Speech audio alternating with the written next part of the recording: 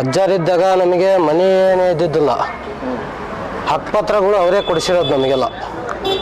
ಇಡೀ ಗಾನ್ಯರ ಅಭಿವೃದ್ಧಿಗೆ ಅಲ್ಲಿ ಹಕ್ಕುಪತ್ರನೇ ಇದ್ದಿದ್ದಿಲ್ಲ, ಅವರೇ ಹಕ್ಕುಪತ್ರ ಕೊಡಿಸಿರೋದು. ನಮ್ಮ ತಂದೆಯವ್ರ ಕಾಲದಿಂದನೇ ನಾವು ಅದಕ್ಕೆ ನಮ್ಮ ತಂದೆಯವರು ಹೇಳ್ತಿದ್ರು, ಅದಕ್ಕೆ ಓಟ್ ಹಾಕಿದರೆ ನಮಗೆ ಭಾಳ ಚೆನ್ನ ಅಂತಂದು. ನಾವು ಸುಮಾರು ಈಗ ಒಂದು 10 ವರ್ಷದಿಂದನೂ ನಾವು ಓಟ್ ಹಾಕಕತ್ತೀವಿ ಕಾಂಗ್ರೆಸ್ಸಿಗೆ.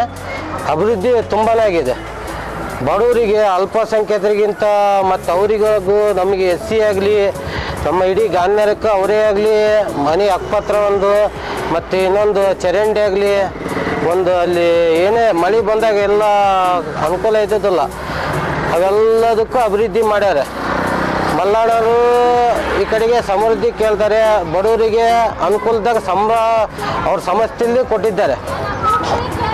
ಈಗ ಕೆಲಸ ಅಂತ ನಮಗೆ ಬರ್ತಾನೆ ಅಂತಂದು ಅವ್ರ ಮನೆ ಬಾಗಿಲು ಹೋದಾಗ ಬಾಪೂಜಿ ಸಂಸ್ಥೆಯಲ್ಲಿ ಕೆಲಸ ಕೊಟ್ಟಿದ್ದಾರೆ.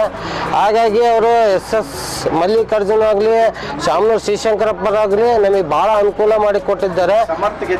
ಸಮರ್ಥ ಗೆದ್ದರೆ ಅವರು ಎಜುಕೇಷನಲ್ಲಿ ಸ್ವಲ್ಪ ಮುಂದುವರೆದ್ರ ಯುವಕ, ಹಂಗಾಗಿ ಅವ್ರು ಗೆದ್ದರೆ ಇನ್ನೂ ಒಳ್ಳೆಯದು ಆಗುತ್ತೆ ಅಂತ ನಮಗೆ ಅನುಕೂಲ ಯುವಕ ಹುಡುಗರಿಗೆ.